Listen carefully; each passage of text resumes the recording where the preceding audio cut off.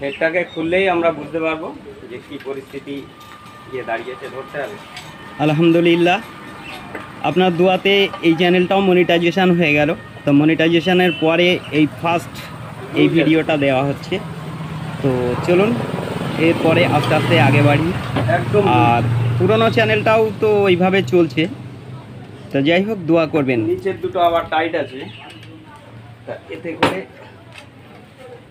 বোঝা যাচ্ছে যে মানে অ্যাকচুয়ালি হেডের নাট যে যেভাবে টাইট থাকার কথা সেটা নেই। তা একটা জিনিস খেয়াল করেন, এই যে জল পড়ছে দেখেন, এই নাটটা খুললাম, এতে দেখেন জল বেরোচ্ছে, তার মানে পরিষ্কার বোঝা যাচ্ছে যে হেড গ্যাসকেটটা কেটে গেছে। আবার এদিকে দেখেন মবিল চলে এসেছে।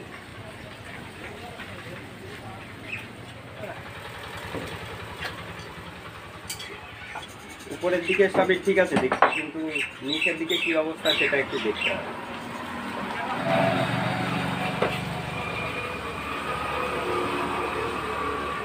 এখান দিয়ে লিক করেছে, এই যে কেটে গেছে। তো সবার আগে এই নাটটাকে আমরা খুলে দেখব যে কি পরিস্থিতি করে রেখেছে। এটা যদি চালানোর মতো পরিস্থিতি হয় তাহলে ভালো, আর যদি না হয় তাহলে আর কি করা যাবে। দেখি এই নাটটাকে বের করলে পারেই আমরা বুঝতে পারবো খানিকটা।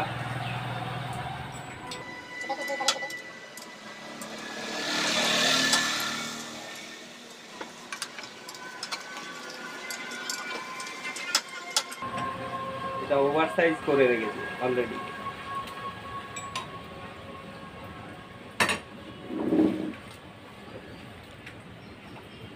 এই দেখেন ওভার সাইজ পেস, এটা 5 সুতো পেস আছে,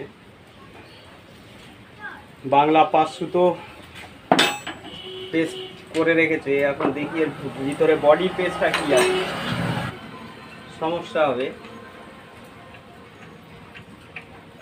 এটাকে আমরা টাইট দিয়ে দেবো ভালো করে।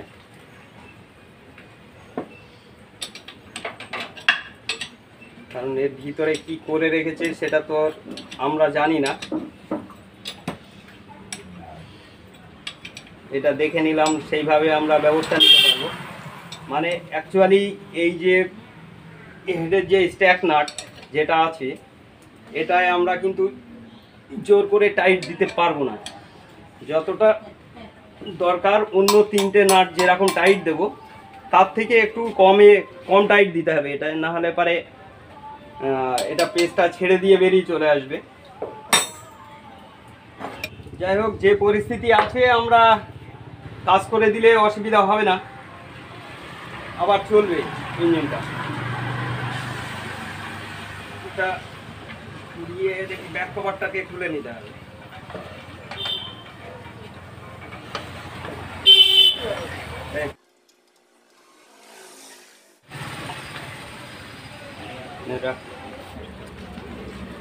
তো সিয়ার বুশটা এই কানেক্টিংটা আমরা খুলে নিই, কানেক্টিং বোল্টটা খুলতে হবে 14 নম্বর।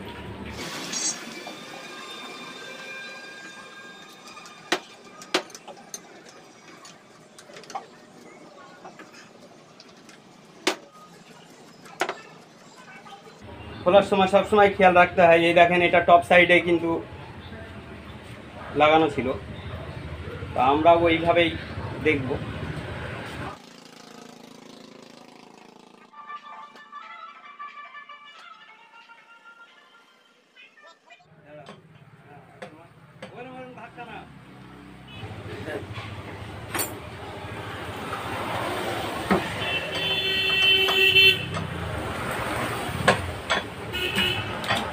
বেরিয়েছে।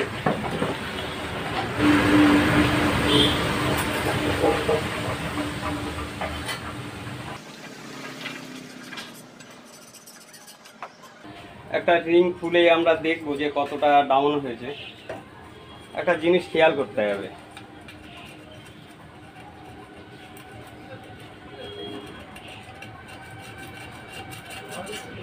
এই খোলার সময় এই জিনিসটা খেয়াল করতে হয়। এই যে স্পটটা রয়েছে কালো, আর এইদিকে দেখেন একদম পরিষ্কার। মানে একদিকে কিন্তু চাপছি কানেক্টিংটা।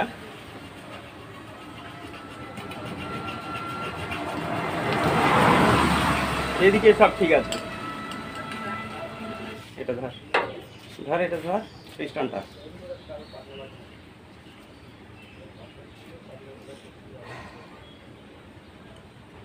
এটা অবশ্য 75 ইঞ্জিন না,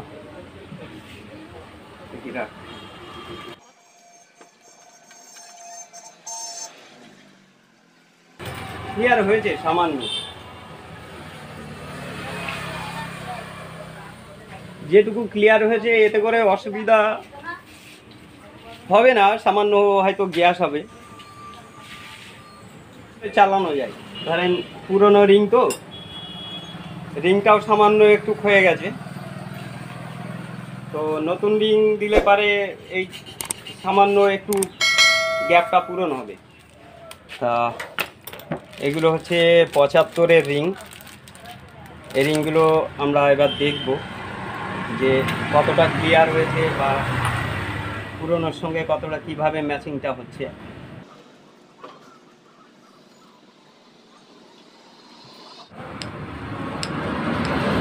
অসুবিধা হবে না,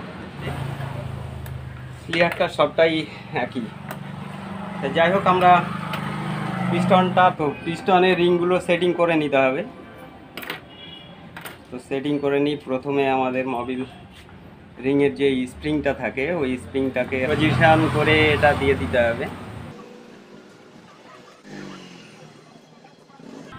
হ্যাঁ, এই যে ঢুকে গেল। এবার উল্টো দিকে করে দিতে হবে।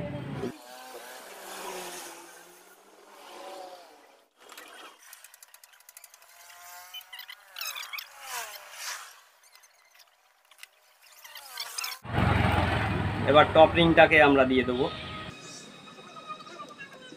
ব্যাস কমপ্লিট হয়ে গেল। দেখি, ছাড়ো, রিং ক্লাম নিয়ে এসো। হ্যাঁ, সুন্দর ইজি আছে, কোনো অসুবিধা নেই। এবার পিস্টনের গ্রুপগুলোকে একটু চেঞ্জ করে দিতে হবে। এই যে মোবিল রিংয়ের গ্রুপ, তার ঠিক উল্টো দিকে এইখানটায় থাকবে কম্প্রেসারের গ্রুপ থাকবে। এই যে কম্প্রেসার রিংটা, এই যে এটাকে ঘুরিয়ে উল্টো দিকে নিয়ে যেতে হবে। এই যে থাকলো।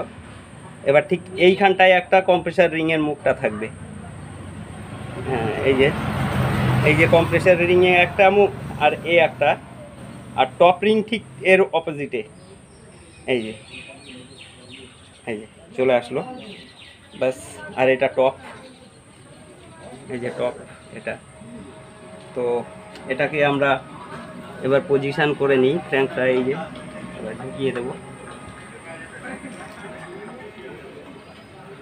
ব্যাস।